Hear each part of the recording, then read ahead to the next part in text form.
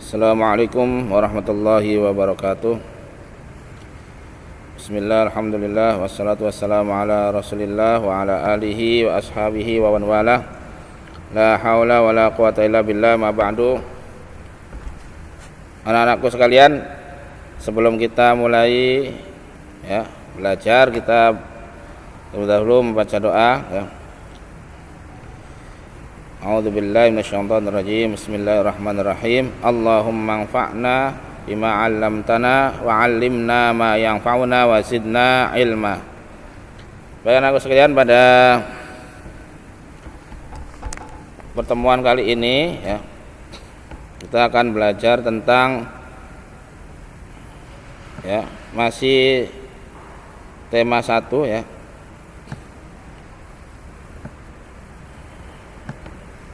yaitu perkembangbiakan hewan ya. Kalau kemarin kita belajar tentang perkembangbiakan tumbuhan, jadi sekarang kita belajari tentang perkembangbiakan hewan. Namun sebelumnya jangan lupa subscribe ya, like dan juga loncengnya ya, diklik pada channel ini. Mudah-mudahan pertemuan kali ini lancar ya. Baik, kita selanjutnya.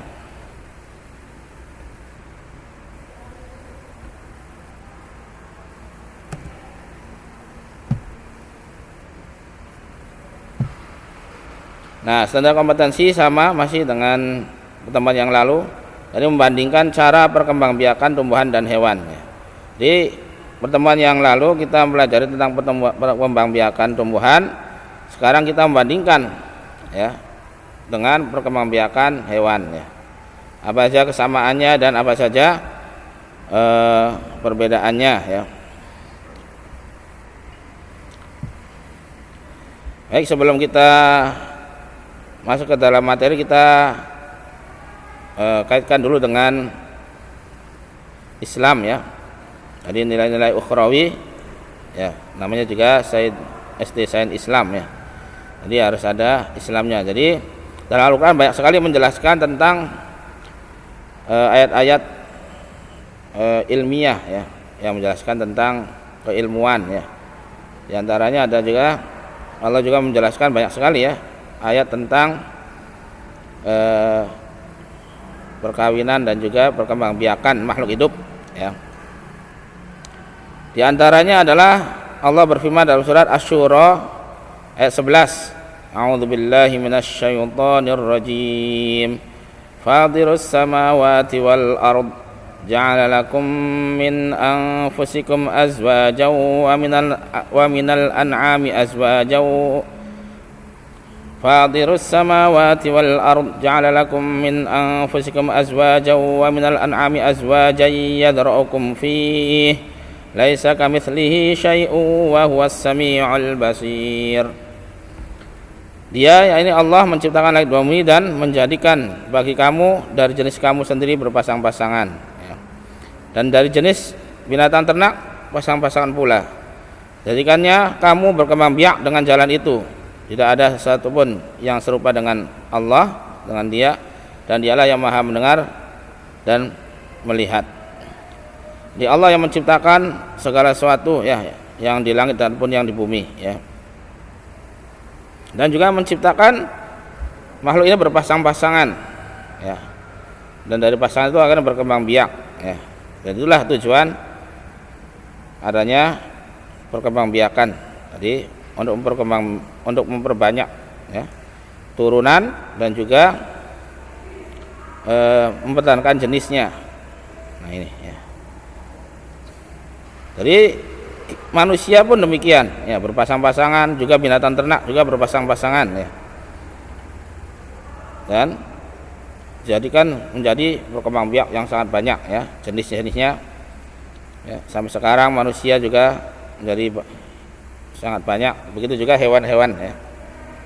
Itu ya ayat Al-Quran tentang bagaimana Allah menciptakan berpasang-pasangan setiap makhluk ya. Kemudian Secara garis besar ya, perkembangbiakan hewan sama dengan perkembangbiakan tumbuhan, yakni dibagi menjadi dua, yaitu perkembangbiakan generatif dan juga vegetatif ya. Kita tahu bahwasanya perkembangbiakan generatif adalah perkembangbiakan secara kawin ya, pertemuan sel kelamin jantan dan betina ya. Adapun yang vegetatif yang tidak secara kawin ya. Nah, dalam hewan generatif ini dibagi menjadi tiga ya, cara perkembangbiakannya ya. Ada namanya ovipar, ada vivipar, ada ovovivipar ya. Ovipar itu bertelur ya, vivipar itu melahirkan, dan ovovivipar ya, bertelur sekaligus melahirkan ya. Nah, adapun yang vegetatif ya, ada tunas, ada fragmentasi, dan ada membelah diri ya. Ini secara vegetatif yang tidak kawin ya. Jadi generatif ada tiga, vegetatif juga ada tiga ya. Nah, ini secara garis besar ya. Kemudian ovipar ada fertilisasi eksternal dan juga ada fertilisasi internal. Jadi pembuahannya di luar dan juga ada yang juga di dalam ya. Ini nanti kita bahas ya. Jadi secara garis besar seperti itu ya.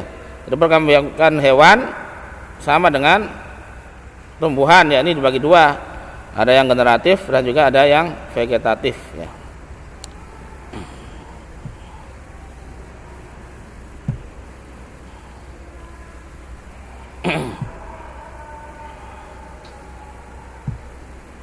Nah, ini ya, perkembangbiakan hewan itu ada yang generatif dan juga ada yang vegetatif sebagaimana tadi dijelaskan.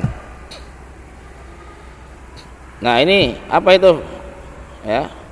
Perkembangan generatif adalah perkembangan secara kawin ya, sudah terjadinya pembuahan, yaitu peleburan sel kelamin jantan sperma dengan sel kelamin betina ovum ya.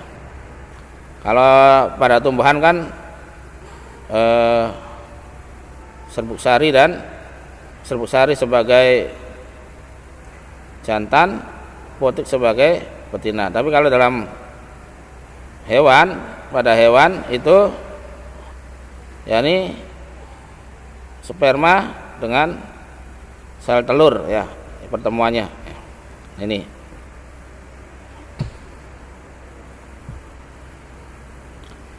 kemudian ya, individu yang dihasilkan memiliki sifat perpaduan dari kedua induknya ya.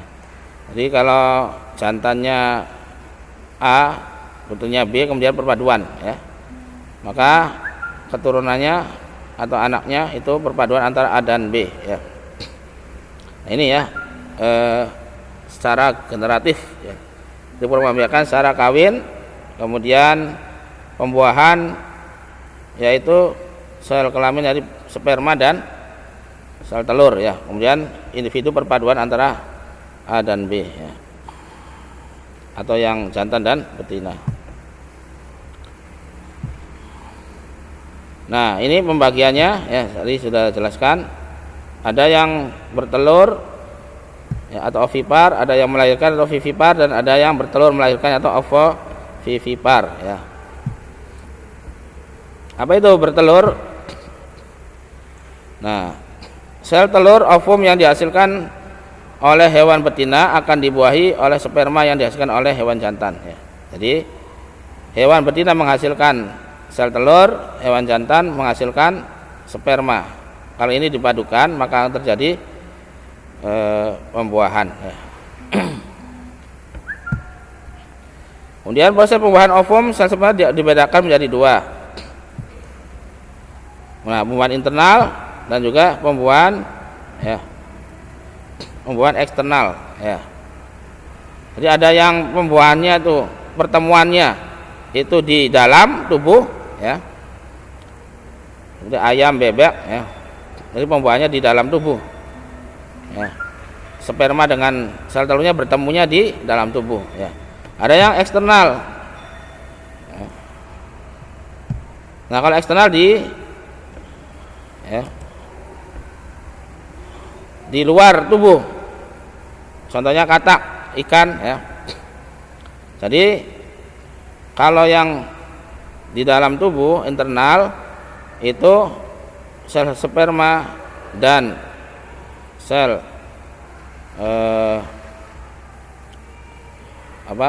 telur itu ketemu di dalam tubuh betina. Kalau yang eksternal itu sel sperma dan sel telur bertemu di luar tubuh ya betina ya, seperti katak. Jadi kalau katak ya sel telur dikeluarkan dulu ya, kemudian sel sperma juga kemudian kemudian dikeluarkan dan membuahi di luar dari tubuh betina. Nah ini ya ada dua pada ovipar ya, ada yang pembuahan internal dan eksternal. Ini ada sistem reproduksinya ya, ada alatnya itu ya, ada testis penghasil sperma ya, ada juga vas defense ya, ada kloaka ya, itu yang jantan ya. Kalau yang betinanya ada ovarium menghasilkan sel telur ovarium itu ya, kemudian ada rahim uterus ya untuk pembuahan di tempatnya, dan ada kloaka ya. Nah ini alat kelamin jantan dan betina ya.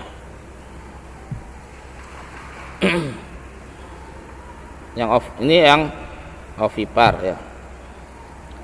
Nah ciri-cirinya hewan ovipar yang bertelur tidak memiliki daun telinga, tidak kelihatan telinganya ya, tidak ada daun telinganya ya, seperti ya bangsa burung kan, burung tidak ada telinganya, ayam ya. Itu juga yang reptil ya, itu juga tidak ada daun telinganya. Umumnya mengerami telurnya, jadi untuk menetas itu harus dirami dulu ya, dan tidak menyusui anaknya. Jadi ketika sudah bertelur sudah tidak disusui oleh induknya. Nah ini ciri-ciri dari hewan ovipar. Contohnya ya, ada amfibi, contohnya katak ya, ada jenis ya, katak jantan ya, yang dikeluarkan bisa mencapai 20.000 telur ya oleh katak betina. Katak jantan mengeluarkan sperma dan membuahi telur katak betina ya. Ini contoh lagi. Nah ini katak melindungi telur yang dibuahinya dengan berbagai cara, misalkan dilekatkan di punggung pada katak ya, marsupialia kerdil, diletakkan di atas tumbuhan atau tanah ya, dan dibawa pada kantong suaranya ya, pada katak Darwin ya. Ya, telur menetas menjadi berudu ya. Ini juga contoh ikan. Mujair jantan mendorong-dorong ekor pasangannya untuk merangsang mujair betina menetas ya. Kemudian mujair betina bertelur 20-30 butir dan warnanya kuning jingga. Kemudian mujair betina berbalik arah dan memasukkan telur tersebut ke dalam mulutnya ya. Mujair jantan berenang di depan mujair betina sambil mengibaskan ekornya ya. Bintik pada sirip dubur jantan menyerupai telur ya. Mujair betina mengira bintik tersebut adalah telur hingga terus ya, menyodok sirip ekor mujair jantan ya. Pada saat itu mujair jantan memancarkan sperma dan membuahi telur dalam mulut mujair betina. Nah ini cara ya pembuahan di luar ya, di luar tubuh. Setelah mengerami telur di dalam mulut selama 7-14 hari, kemudian mujair betina melepaskan anaknya ke dalam air ya.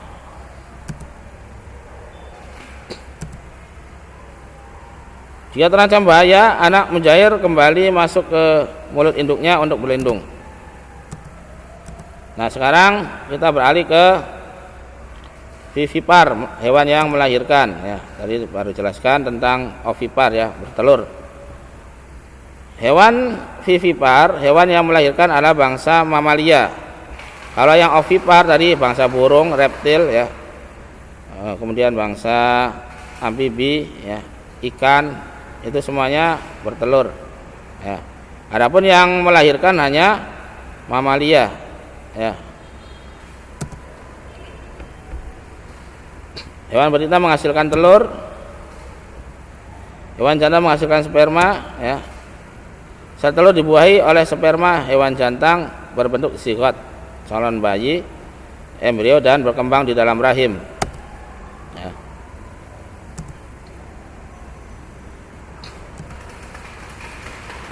Zigot memperoleh makanan langsung dari induk betina melalui plasenta atau tali pusar ya. Jadi zigot ini adalah sel telur yang telah dibuahi yang kemudian menjadi janin, itu namanya zigot ya. Jadi bayi atau janin yang dalam perut itu memperoleh makanan dari tali pusar atau plasenta induknya.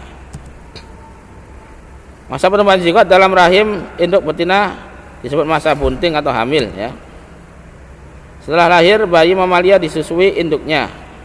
Jadi setelah melahir tidak dilepaskan ya begitu saja, tapi disusui, diberi makan ya melalui air susu induknya. Nah, ini apa namanya, strukturnya, struktur alat dari hewan yang melahirkan atau vivipar atau mamalia ya. Jadi ada rahim ya, terus di sini ini ada indung telur ya, penghasil telur ya. Kita lanjutkan. Nah, sekarang ciri-cirinya apa? Ciri-ciri hewan yang melahirkan itu ya, memiliki daun telinga, ada telinganya kan, seperti kambing ya, sapi ya, kemudian harimau ya, itu semuanya memiliki daun telinga ya, hewan mamalia. Kemudian anak dibesarkan oleh induknya, anak disusui dan dibesarkan oleh induknya ya, tidak dilepaskan begitu saja. Memiliki kelenjar susu, jadi untuk menyusui ada kelenjar susu ya. Setelah melahirkan, anak disusui oleh induknya. Contohnya apa? Bayi kanguru ya, atau joy ya. Bayi kanguru tinggal di dalam kantong perut induknya selama 6 bulan ya. Jadi selama 6 bulan di kantongnya, karena kanguru memiliki kantong dalam tubuhnya. Bayi kanguru minum susu induknya. Ada lagi ya, paus. Jadi paus ini adalah mamalia ya. Ini masih kanguru ya.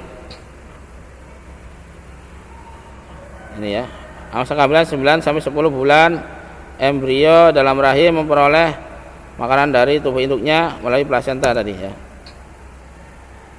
Paus ini ya, paus menyusui anaknya. Jadi mamalia yang hidup di air itu adalah contohnya paus ya. Jadi paus ini bukan termasuk bangsa ikan, lumba-lumba juga ya, tapi bangsa mamalia. Jadi termasuknya mamalia, bukan ikan ya, bukan bangsa ikan karena melahirkan. Di masa kehamilan dari paus itu 9 sampai 10 bulan seperti manusia ya. Embrio di dalam rahim memperoleh makanan dari tubuh induknya melalui tali plasenta, sama dengan manusia tadi. Paus menyusui anaknya selama 7 sampai 12 bulan. Ini bedanya.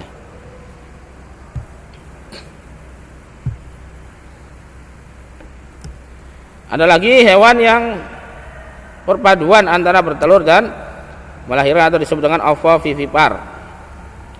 Ya. Apa ciri-cirinya hewan ovovivipar? Yang pertama, pembuahan terjadi dalam tubuh hewan betina. Jadi di dalam pembuahannya. Setelah pembuahan terbentuk telur. Setelah pembuahan terbentuk telur. Dari terbentuknya itu telurnya di dalam tubuh zigot, tubuh menjadi embrio dalam telur tersebut. Ya. Jadi telurnya berkembangnya di dalam tubuhnya. Makanya zigot ada cadangan makanan di dalam telur. Jadi makannya bukan dari plasenta, tapi dari telur tersebut. Di dalam telur ada cadangan makanan, ya. Tapi tidak dikeluarkan, tidak dieram, ada dalam tubuh. Nah, ini bedanya dengan ovipar, ya, vivipar. Embrio tumbuh menjadi janin. Janin dilahirkan dari induk betina. Perbedaan ovovivipar dengan vivipar. Ovovivipar dengan vivipar ada sumber makanan embrio. Pada hewan ovovivipar cara makanan berasal dari telur tadi, ya, jelaskan. Sedangkan hewan vivipar makanan dari plasenta induknya, ya. Contohnya apa? Ular boa, kadal, ya. Cucut, pasir, ya. Ini contohnya ular boa, ini kadal. Nah, sekarang kita beralih ke dua, ya, bagian kedua, yaitu perkembangbiakan secara vegetatif atau tidak kawin. Ya, tadi tidak berkawin. Individu yang dihasilkan memiliki sifat sama persis dengan induknya. Ini perbedaan dengan yang kawin. Kalau yang kawin perpaduan, ya, antara jantan dan betina. Kalau ini tidak kawin, jadi tidak perlu lagi jantan betina, ya. Kemudian contohnya anemon laut, hidra, amuba, ya, hewan bersalah satu, ya, amuba. Ini anemon laut, ya, dengan tunas, ya. Jadi cara tunas anemon laut tumbuh pada tubuh induknya, ya. Kemudian ketika tunas tersebut sudah dapat hidup mandiri, tunas akan memisahkan diri dari induknya. Jadi tumbuh tunas, kemudian berkembang. Kalau sudah mandiri, kemudian memisahkan diri, ya, dari induknya. Ya. Nah, kemudian hidra, tunas hidra, ya, tumbuh menjadi hewan baru yang melekat pada induknya. Juga masih tunas, ya, dengan cara tunas. Lama-lama tunas itu akan lepas dari induknya dan tumbuh menjadi hewan dewasa. Ini contoh hidra, ya. Dari prosesnya begitu. Ya, jadi yang pertama, kemudian dua berkembang, ya, panjang, semakin panjang tunasnya, ya. Nah, kemudian tunas hidra kalau sudah panjang, sudah bercabang itu, ya, kemudian akan memisahkan diri. Ini vegetatif, ya, dengan tunas. Yang kedua amuba, membelah diri, ya. Jadinya satu, kemudian, ya, memisahkan, membelah selnya, ya, menjadi ini, kemudian setelah itu memisahkan diri dan akhirnya menjadi individu baru dengan tidak kawin tapi dengan membelah diri. Itu amuba. Nah, kemudian dengan fragmentasi, hampir mirip, ya, seperti itu fragmentasi cacing pipih. Jadi bagian tubuhnya, ya, memisah kemudian menjadikan individu baru di cacing pipih. Jadi perkembangbiakan dengan pemisah memutuskan diri. Yang kedua, kedua tubuh yang telah putus dapat tumbuh menjadi dua individu baru, ya. Contoh pada cacing pipih, ya. Ini secara vegetatif, yaitu dengan fragmentasi. Nah, ada lagi yang di luar dari yang tadi, ya. Ini hewan yang unik, ya, seperti platypus dan landak, ya. Platypus itu dia bertelur tapi menyusui, itu juga landak, ya. Harusnya kan kalau bertelur dia tidak menyusui, tapi ini ada hewan yang bertelur tapi dia sekaligus bisa menyusui, ya. Nah, ini seperti platypus, ya. dia proses melahirkannya namanya ovipar, tapi ketika itu dia bisa menyusui. Nah, ini hewan yang unik ya, bertelur tapi menyusui, yaitu platypus dan juga landak.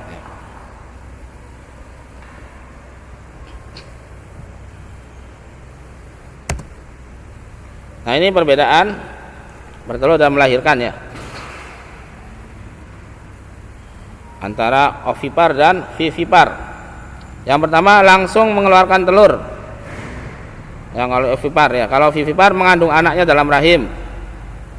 Yang kedua, janin tumbuh di dalam telur, janin tumbuh di dalam rahim ya, kalau yang vivipar. Cadangan makanan janin dari telur, cadangan makanan janin langsung dari induknya melalui plasenta. Sebenarnya individu baru muncul dari dalam telur, yaitu menetas. Individu baru dikeluarkan ya, dilahirkan dari rahim tubuh induknya. Tidak memiliki daun telinga. Kalau yang viviparnya memiliki daun telinga. Tidak memiliki bulu ya, kalau vivipar memiliki bulu ya. Ovipar tidak memiliki kelenjar susu ya. Vivipar memiliki kelenjar susu ya. Ovipar tidak menyusui anaknya, sedangkan vivipar menyusui anaknya ya. Baik, itu ya. Jadi kesimpulannya seperti itu. Jadi perkembangbiakan pada hewan sama dibagi menjadi dua, yaitu generatif dan vegetatif. Jadi generatif ada ovipar, ada vivipar, ada ovovivipar ya. Dengan vegetatif tadi dijelaskan ya, ada yang dengan tunas, ada yang membelah diri, ada yang dengan fragmentasi ya. Ini demikian. Semoga bermanfaat. Kita tutup dengan subhanakallahumma bihamdika asyhadu an la ilaha illa anta astaghfiruka wa atubu ilaik. Assalamualaikum warahmatullahi wabarakatuh.